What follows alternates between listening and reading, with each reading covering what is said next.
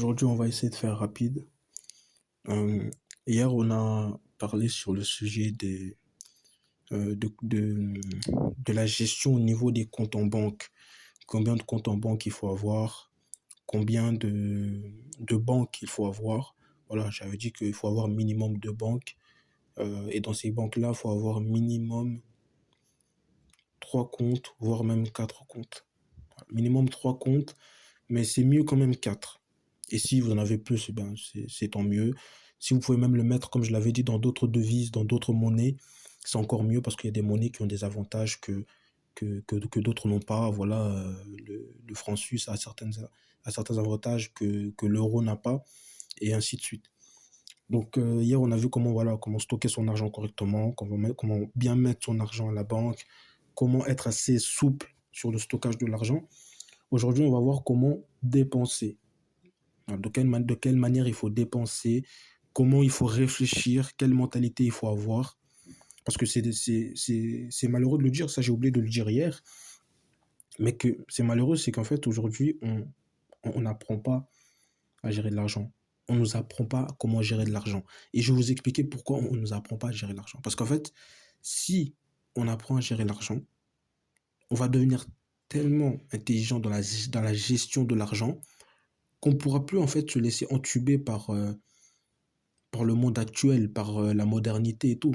Parce que j'entends souvent des gens qui me disent, entre parenthèses, je vais dire ça, souvent des gens qui me disent, ouais, les temps ont changé, machin. Ouais, les temps, ils ont changé, mais ils n'ont pas changé en bien.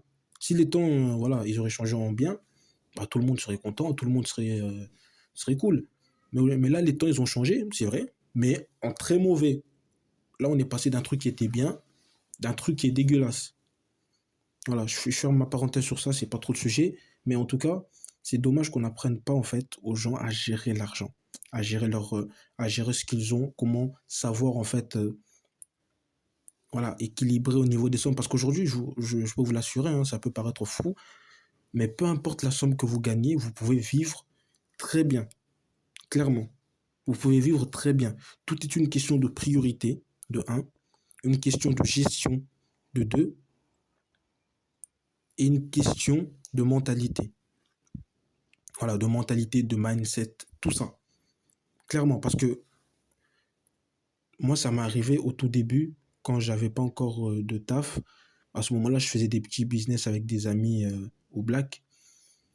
Et je me faisais pas des trucs énormes, hein. Je me faisais des petits 100, des petits 300, des petits... Parfois même, je me faisais des 20 euros. Mais pourtant, euh,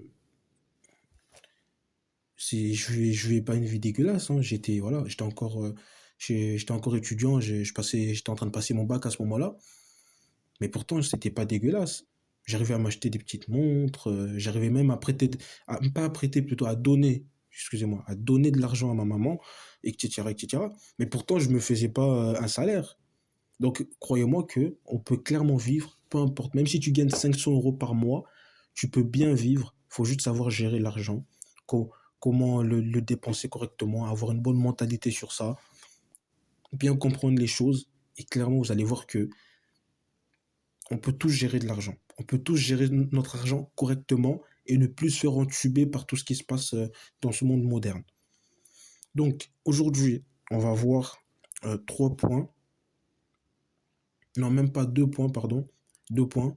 L'autre point, on l'a déjà vu hier, c'était sur les petits sous. Là, on va voir deux points sur comment dépenser l'argent correctement.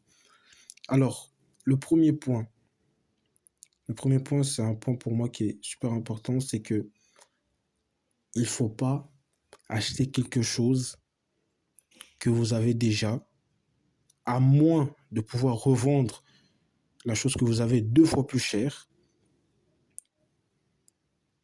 Je m'explique sur ça.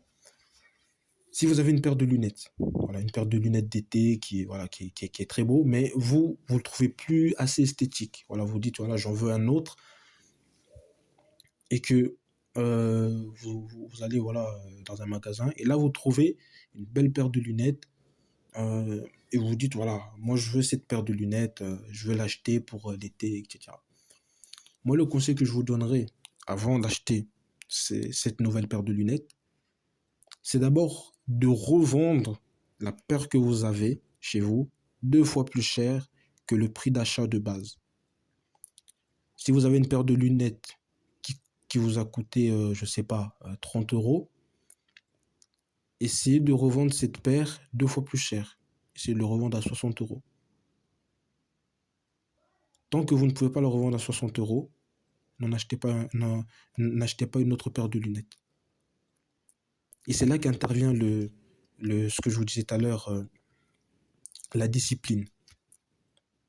Ça, j'en ai parlé dans la vidéo de hier. C'est là qu'intervient la discipline. Parce que dans l'argent, il faut être discipliné. C'est super important. C'est là qu'intervient la discipline. Tant que vous ne pouvez pas revendre l'objet que vous avez 2 fois plus cher, n'achetez pas le même objet. C'est une très grave erreur à faire parce qu'en fait, au bout d'un moment donné, vous allez vous rendre compte qu'en fait, la paire de lunettes que vous avez achetée, bah, elle aussi, vous ne la trouvez plus très esthétique. Et vous allez vouloir en acheter encore une autre. Vous allez vouloir acheter une autre paire, encore une autre paire, encore une autre paire. Et ça, c'est exactement ce que veut le monde moderne. Te faire consommer, te faire cracher tout ton argent pour leur bien personnel à eux. Et c'est ça que nous, on veut éviter. Il faut être intelligent avec l'argent. C'est ça que nous, on veut éviter. Il ne faut pas dépenser l'argent dans des choses que vous avez déjà. Tu as une paire de lunettes. Si tu ne la trouves plus voilà, très présentable, revends-le 2 fois plus cher. Après, tu vas t'en acheter une autre.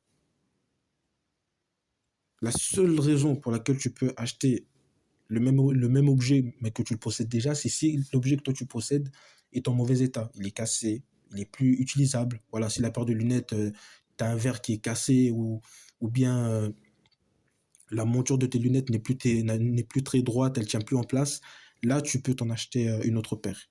Là, c'est normal. Mais tant que tu peux l'utiliser, tant que ta paire de lunettes est présentable, que tu peux l'utiliser comme il faut, tu n'as pas besoin d'en acheter une autre. À moins que tu revendes celle que tu as 2 fois plus cher. En utilisant cette loi, croyez-moi que vous n'allez jamais plus dépenser dans des débilités. Vous n'allez plus jamais dépenser dans des débilités. Vous allez clairement commencer à gérer votre argent d'une meilleure manière. Parce que ça va vous faire des économies exceptionnelles. Parce que je ne sais pas si vous vous rendez compte, le nombre de choses qu'on achète pour rien. On dépense des milliers d'euros chaque année pour rien du tout. Pour des trucs vraiment qui ne servent pas à grand chose parce qu'en réalité, on n'en a même pas besoin. Si tu as déjà une montre, ça te sert à quoi d'en acheter une autre? Si tu as déjà une paire de lunettes, ça te sert à quoi d'en acheter une autre? Si tu as les moyens, c'est tant mieux. Mais ça te sert à quoi?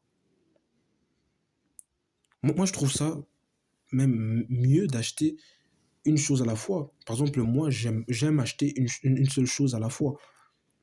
Aujourd'hui, j'ai qu'une seule montre et ça me va très bien parce que ça m'évite de choisir pendant 1 heure quelle montre mettre. Tu vois, si tu es quelqu'un, voilà, t'aimes le style et tout ça, tu te prends une montre qui peut aller avec toutes les couleurs. Comme ça, tu es tranquille. Moi, j'ai une seule montre, elle va avec tous les vêtements que je mets. Je me prends pas la tête.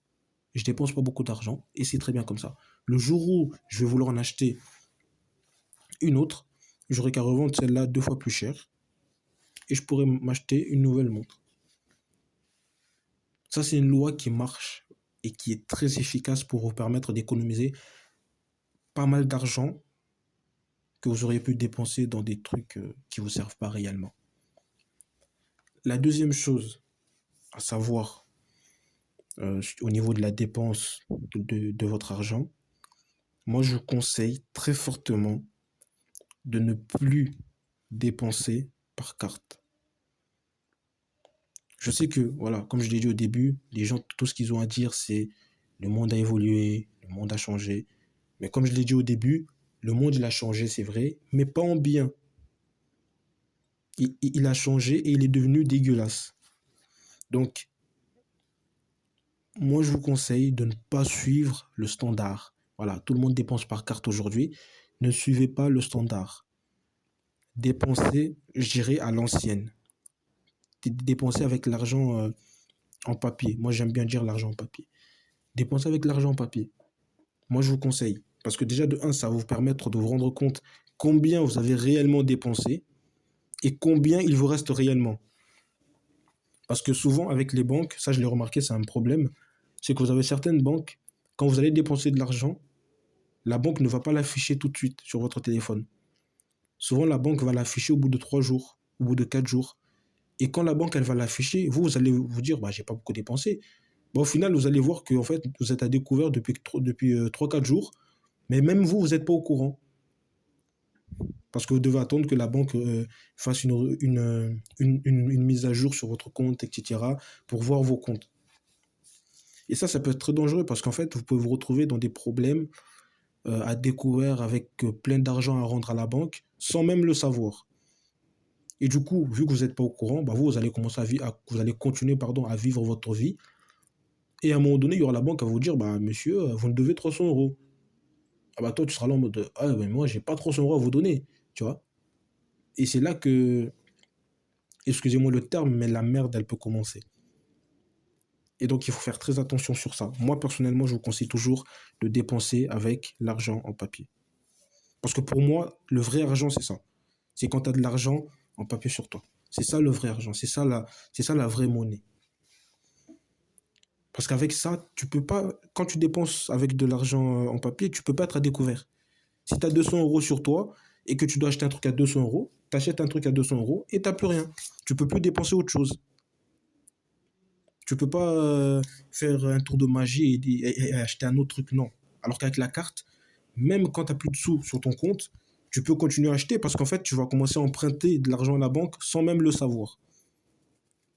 Sans même le savoir, tu vas commencer à emprunter de l'argent à la banque, emprunter de l'argent à la banque, et tu vas commencer à être à découvert de jour en jour, de jour en jour, de mois en mois, et ça peut s'accumuler, s'accumuler, s'accumuler, et un beau jour, la banque elle va t'appeler, monsieur, vous me devez 400 euros, 1000 euros, 900 euros, parfois même 10 000 euros, t'en as, ils vont loin dans les dépenses. Donc moi, je vous conseille de prendre l'argent en papier, clairement. Moi, je ne dépense quasiment jamais par carte. Sauf exception si vraiment je ne peux pas faire autrement. Voilà, si vous devez acheter un truc en ligne, là, vous n'avez pas le choix. Mais par contre, toutes les dépenses où vous pouvez dépenser d'une autre manière que par carte, ne dépensez pas par carte. Faites-le d'une autre manière. Dépensez avec de l'argent en papier. C'est beaucoup mieux pour vous et pour la gestion de votre argent. Vous allez voir le nombre d'économies que vous allez faire et franchement, ça va vous aider. Moi, depuis que je fais ça, ça m'aide énormément. Parfois, parfois j'ai 10 euros dans les mains, je vais acheter un truc à 7 euros et après, il va me rester quelques pièces et ces pièces, ils vont me servir à acheter un autre truc. Après, il va me rester quelques pièces, ces pièces, ils vont me servir à aller acheter un autre truc. Et c'est beaucoup plus efficace parce qu'en fait, vous vous rendez compte clairement que, en fait, quand je fais ça, je perds de l'argent. Quand je fais ça, je perds de l'argent. Quand je fais ça, je perds de l'argent. Et c'est là que vous vous rendez compte que ça me fait perdre, ça me fait perdre. Et cette remise en compte là va vous éduquer financièrement et vous allez commencer à faire plus attention. Moi, ça m'arrive aujourd'hui, j'ai 5 euros dans les mains. Les 5 euros, je vais les utiliser pour m'acheter plein de trucs dans la semaine. Mais si vous me donnez une carte bleue avec 5 euros, les 5 euros, en 10 minutes, ils sont passés. Parce que je ne vais même pas me rendre compte de l'argent que je dépense. Mais quand j'ai 5 euros dans les mains, je vais dépenser un petit truc là, un petit truc là, un petit truc là. Il va me rester quelques pièces, je vais les garder pour aller acheter un autre truc là, un autre truc là, un autre truc là. Parce que tu vas t'éduquer financièrement. Et ça, vraiment, c'est la meilleure solution pour éviter de dépenser inutilement, éviter d'être à découvert, éviter d'avoir à rembourser de l'argent à des banques, etc. Parce que tout ça, en fait, ça vous appauvrit. Voilà, ça vous rend plus pauvre de jour en jour. Et après, vous allez finir dans le mal, avec des crédits sur le dos, à avoir à rembourser à des banques. Ça se peut même que vous allez être bloqué par certaines banques. Bref, avoir plein de soucis. Donc moi, personnellement, je vous conseille ces deux choses. Retenez-les bien, c'est super important.